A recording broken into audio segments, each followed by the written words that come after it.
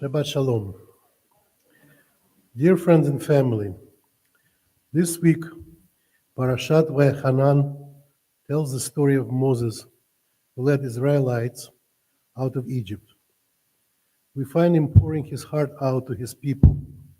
He knows he will not cross into the promised land, and he stands there before his people who are about to inherit something very special, a land of blessing, a land of challenge and of memory. And just like Moses did and led his people to the banks of the Jordan River, Anya and I and our parents led our family out of the wilderness of the Soviet Union to the Golden Medina, to the promised land, America. But unlike Moses, we actually got to cross the border, and we did it legally. 45 years ago, just like Moses, we left the land of our ancestors and traveled halfway around the world in search of a new life. And just like our ancestors thousands of years ago, we didn't know what to expect, what we would find. We were frightened but hopeful. We knew what we left behind, the place of no freedom, no opportunity, no permission to be ourselves, to practice our religion, to celebrate our holidays, to follow customs and traditions. And today, we're observing the traditions of our ancestors.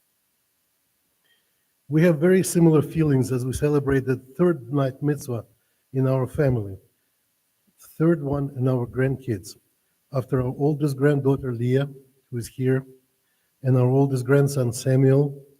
Today, our hearts are full of pride and joy. Our family survived as Jews because we carried our beliefs through the hard times, and our ancestors lived through pogroms, through Holocaust, and discrimination. Our generation came from survivors, and against all odds, we kept our identity, our Jewish identity. And here we are in the synagogue with our grandchildren celebrating their Jewish identity in public and without fear. In the Soviet Union, our parents didn't have a chance to celebrate their coming of age. When my father was 13, our family was in the middle of the man-made famine in the Soviet Ukraine. So the family had to leave the shtetl where they lived and move to the big city, Kiev, just to survive. And when my mom was 12 and ready to celebrate the bat mitzvah, her father died after the communists took away his business, kicked the family out of their home, and they suffered from the same famine. My father turned 13 2 weeks after the end of the World War II in Europe in May of 1945.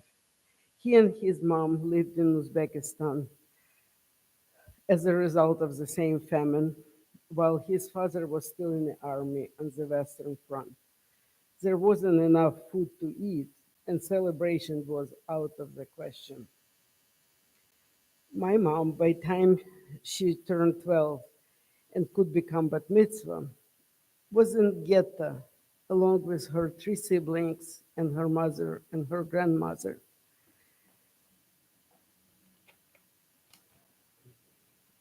Sorry.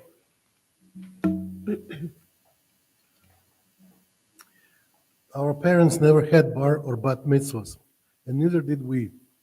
The only synagogue in our city was closed when we were 6 years old.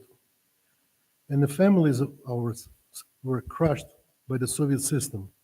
My father spent 12 years in the Gulag, only to be completely exonerated years later.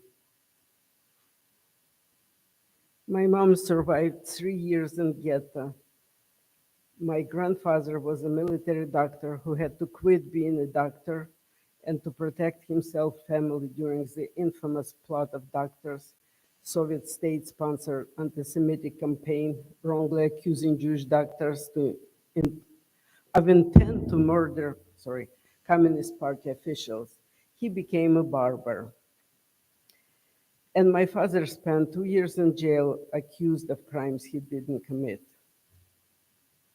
So Moses reminds us, he reminds the Israelites that their survival and their success depend on their fidelity to God's commandments, the moral and spiritual framework that binds them to their past and shapes their future. So now, standing here as a proud grandparents, we have some wisdom to pass along to the next generation too. And like all good Jewish wisdom, it comes with some unsolicited advice.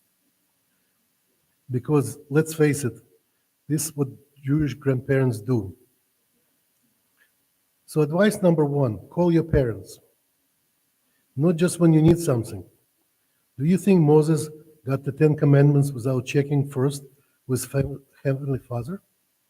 And call your grandparents too, especially if your parents don't answer. My advice as a grandmother is eat something. If you're sad, eat. If you're happy, eat. If you don't know what's going on in your life, definitely eat. This is the way. Advice number three, argue respectfully. You don't have to agree with your parents. I know we never did. But at least give them the illusion that they're right. That's the mitzvah of kibud vad'em, honoring one's father and mother, with a little creative interpretation, of course. And be proud of your heritage. That's advice number four. We came from a place with a different language, different culture, place with cold winters, and nobody was smiling. We kept our traditions and our language, and yes, the recipes. We learned English, celebrated Thanksgiving, got insurance, and added baseball to the mix. But we never threw away the good stuff. Over time, we learned you don't have to replace the old to embrace the new. Identity isn't about choosing sides, it's about weaving them together. And for the record, Baba makes both amazing borscht and great hamburgers. Number five.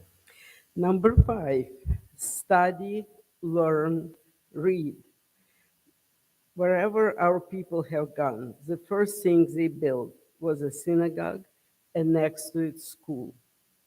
The value of learning has been passed down to us from generation to generation. Never stop growing your mind. Even professional golfers play better when they have because when they have a degree, because smart people make better decisions. And advice number 6, help others. We've always kept our doors open to friends and our hearts open to strangers. Our grandparents and parents lived by this example, always helping others. They shared what they had, inviting less fortunate to their houses every Shabbat and every holiday. Carry this tradition forward. It's one of the greatest inheritances and legacies you can have. Mazel tov to our beloved grandson Gabriel on his very special day. You're the latest link in an ancient chain, the chain which was almost broken, but we helped to repair it. May you extend it on to the next generations with pride, with joy, and with just enough guilt to keep you close to the family.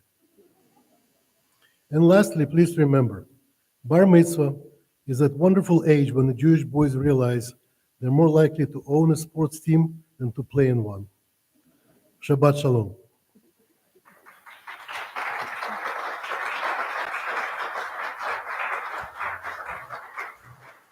That was amazing. Thank you so much for sharing those words with us.